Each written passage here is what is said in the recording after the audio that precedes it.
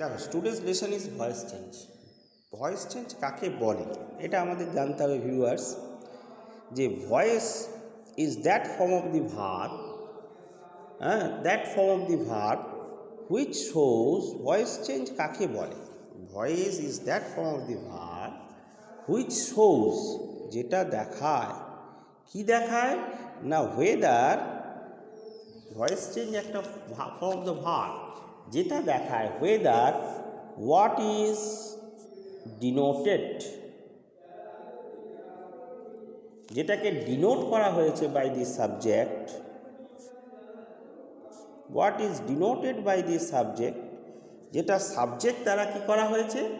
Denote করা হয়েছে by the subject, যেটা ডাজ সামথিং, কিছু একটা করছে। তাহলে voice is that form of the verb which shows, যেটা দেখায় whether what is denoted by the subject, যেটা ডিনোট করছে, what is denoted by the subject does something. তাই সাবজেক্ট কিছু করে, সাবজেক্ট যেটা কিছু করে অথবা সাবজেক্টের দ্বারা কিছু করা হয়। Has something done to it, অথবা সাবজেক্টের দ্বারা কারো কিছু, সাবজেক্টের দ্বারা কিছু করা, সাবজেক্ট কিছু করে অথবা সাবজেক্টের দ্বারা কিছু করা হয়। যে ভার্বের দ্বারা, যে ভার্বের মাধ্যমে এটা প্রকাশিত হয় তাকে আমরা বলবো ভয়েস চেঞ্জ। তাহলে voice is that form of the verb which shows whether what is denoted by the subject, যেটা ডিনোট করে, ডাজ সামথিং, কিছু একটা করে সাবজেক্ট, অথবা সাবজেক্ট কিছু করে, অথবা has something done to it, অথবা তার দ্বারা কিছু করা হয়। সাবজেক্টের দ্বারা কিছু করা হয় যে ভার্বের মাধ্যমে বোঝায় তাকেই বলা হয় ভয়েস চেঞ্জ। একটা এক্সাম্পল দিলে বোঝা যাবে। তাহলে ভয়েস চেঞ্জ, যেটা ভয়েস হচ্ছে দুরকম আমরা জানি, এক হচ্ছে অ্যাক্টিভ, একটা হচ্ছে প্যাসিভ। অ্যাক্টিভ এবং প্যাসিভ ভয়েস মোটামুটি দুরকম, একটা হচ্ছে অ্যাক্টিভ, একটা হচ্ছে প্যাসিভ। আমি যদি একটা সেন্টেন্স দিই, হি লাইকস মি, সে আমাকে পছন্দ করে, এটা সাবজেক্ট, এটা ভার্ব, এটা অবজেক্ট। ভয়েস চেঞ্জ করতে গেলে কি হয়? এটা হচ্ছে সাবজেক্ট, এটা ভার্ব, এটা অবজেক্ট। ঠিক আছে? এই সাবজেক্টটা অবজেক্টের জায়গায় যাবে, অবজেক্টটা সাবজেক্টের জায়গায় আসবে। তাহলে এখানে এই মি থেকে হয়ে যাবে আই। কোন টেন্সে আছে? প্রেজেন্ট টেন্সে আছে। তাহলে I am liked by him. এখানে প্রেজেন্ট টেন্সের ক্ষেত্রে কি হবে? প্রেজেন্ট টেন্সের ক্ষেত্রে ভয়েস চেঞ্জ করতে গেলে প্রেজেন্ট টেন্সের যে সমস্ত ভাগ আছে এবং পাস্ট টেন্সের ফিউচার সবই আমি বলবো একটা একটা করে ভিডিও করে। তো প্রেজেন্ট টেন্সের ক্ষেত্রে ভার্বের যে চেঞ্জটা হবে, কি ভার্বের পরিবর্তনটা হবে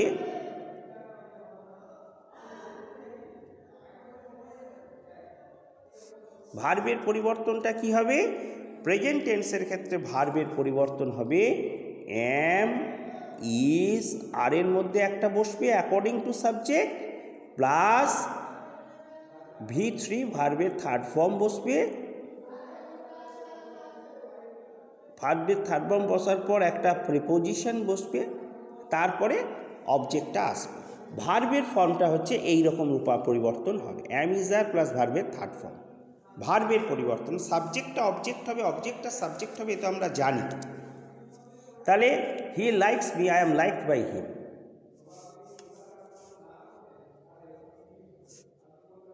শি লাভস রহিম। তাহলে কি হবে? Rahim is loved by her. এখানে যে পরিবর্তনগুলো হচ্ছে সেগুলো কিন্তু জানতে হবে। এখানে আমি পরিবর্তনগুলো লিখে দিচ্ছি। আই থেকে মি হবে, উই থেকে আস হবে, দে থেকে দেম হবে, ইউ থেকে ইউই হবে, কোনো পরিবর্তন হবে না। হি থেকে হিম হবে, সি থেকে হার হবে। এই পরিবর্তনগুলো অবশ্যই আমাদের জানতে হবে। ভয়েস চেঞ্জের ক্ষেত্রে এই পরিবর্তনগুলো অবশ্যই জানতে হবে। যেটা সবথেকে গুরুত্বপূর্ণ জিনিস, যে সাবজেক্টটা অবজেক্টের জায়গায় যাবে, অবজেক্টটা সাবজেক্টের জায়গায় যাবে, অ্যাকর্ডিং টু টেন্স এর রূপান্তর বা পরিবর্তনগুলো হবে। তাহলে আমি প্রেজেন্ট ইনডিফিনাইট টেন্সের যদি ভয়েস চেঞ্জ করি, প্রেজেন্ট ইনডিফিনাইট টেন্স,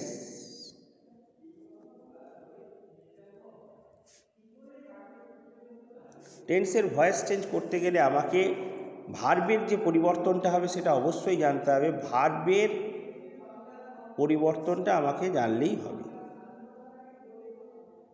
এখানে অবশ্যই এম, ইজ, আর প্লাস ভার্বের থার্ড ফর্মটা ব্যবহৃত হবে। এবার অ্যাকর্ডিং টু তোমার বাই ব্যবহৃত হবে। তোমরা জানো যে একটা বাই প্রিপোজিশন, তারপর অবজেক্টটা বসবে। মেন আমাকে জিনিস হচ্ছে ভার্বের রূপান্তরটা কী হবে। যেমন হি মিসগাইডস মি, সে আমাকে ভুল পথে চালনা করেছিল, মিসগাইড করেছিল। তাহলে আমাকে অ্যাকর্ডিং টু মি থেকে কি হবে, আই হবে। তাহলে আই, মিসগাইডস আছে, তাহলে হি হচ্ছে থার্ড পারসন সিঙ্গুলার নাম্বার। এই প্রোনাউন থাকলে কি হবে, ভার্বের সঙ্গে এস বা ইয়েস যুক্ত হয়, সেই জন্য হি মিসগাইডস মি হয়েছে। তাহলে আই হলে অ্যাম হয় অ্যাকর্ডিং টু, আমরা জানি ভার্বের সবসময় থার্ড ফর্ম হবে অ্যাকর্ডিং টু ভার্বের third form. Misguided, I am misguided by him, I am misguided by him, এটা আছে। তেমনি প্যারালালি আমি যদি এর সঙ্গে পাস্ট পারফেক্টটা বলি,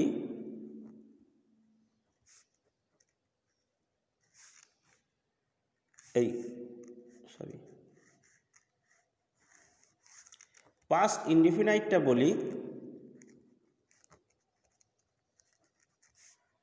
পাস্ট ইনডিফিনাইট টেন্সের ক্ষেত্রেও কিন্তু ভার্বের যে পরিবর্তনটা আমাকে জানতে হবে। ভার্বের পরিবর্তন কি হবে, ভার্বের পরিবর্তন এখানে এর ওয়াজ বা ওয়্যার আর ভার্বের থার্ড ফর্ম, ওয়াজ বা ওয়্যার আর ভার্বের থার্ড ফর্ম এটা হবে। ন্যাচারালি কি, দ্য ক্যাট, এক্সাম্পল দিলেই পরিষ্কার হবে। কিল দি মাউস, কি হবে, দ্য মাউস ওয়াজ, দেখো ওয়াজ বসে যাচ্ছে, সিঙ্গুলার আছে বলে, কিল্ড বাই দি ক্যাট, এটা হতে পারে। আচ্ছা,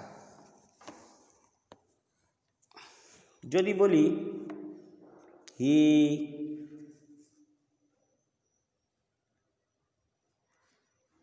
missed trains, he miss trains, সে ট্রেনগুলো মিস করেছিল। হি মিস ট্রেনস, সে কী করেছিল, ট্রেনগুলো মিস করেছিল। মিস ট্রেনস, ট্রেনগুলো সে মিস করেছিল। তাহলে এখানে যেহেতু এটা প্লুরাল আছে, প্লুরালটা আবার বসবে, দ্য ট্রেন, দেখো প্লুরালের জন্য ওয়্যার হয়ে যাবে missed by him, the train were missed by him, he miss trains, ট্রেনগুলো সে মিস করেছিল, the trains were missed by him. He finished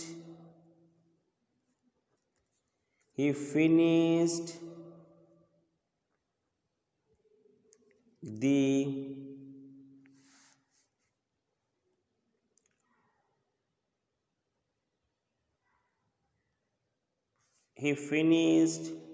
his works, তার কাজগুলো সে শেষ করেছিল।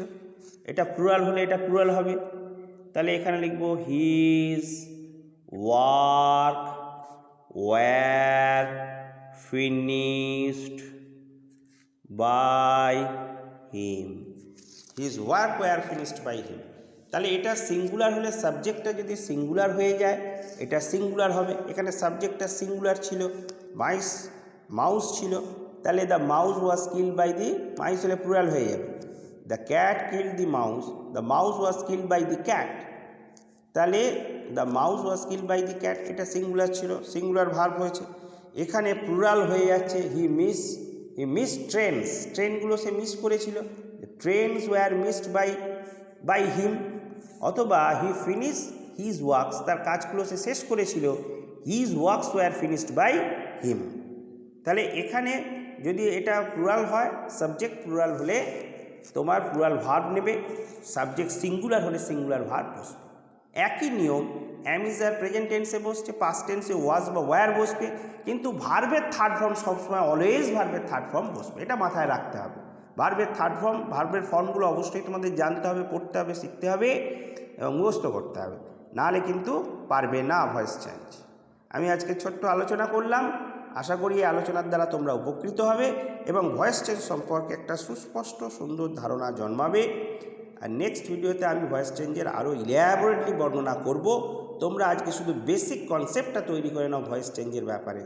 হ্যাঁ, কীভাবে ভয়েস চেঞ্জ কাকে বলে ডেফিনেশনও বলেছি, কীভাবে চেঞ্জেস হয় সেটাও দেখিয়েছি। এটা একটু ফলো করো এবং বেসিক জিনিসটা তোমরা নাও। আরও ডিটেলসে ডিফারেন্ট টাইপসের ভয়েস চেঞ্জের, প্রত্যেকটা সেন্টেন্সের ভয়েস চেঞ্জের এক একটা পার্ট করে আমি তোমাদের সামনে রিপ্রেজেন্ট করব। এই বলে আজকে ভিডিও শেষ করব।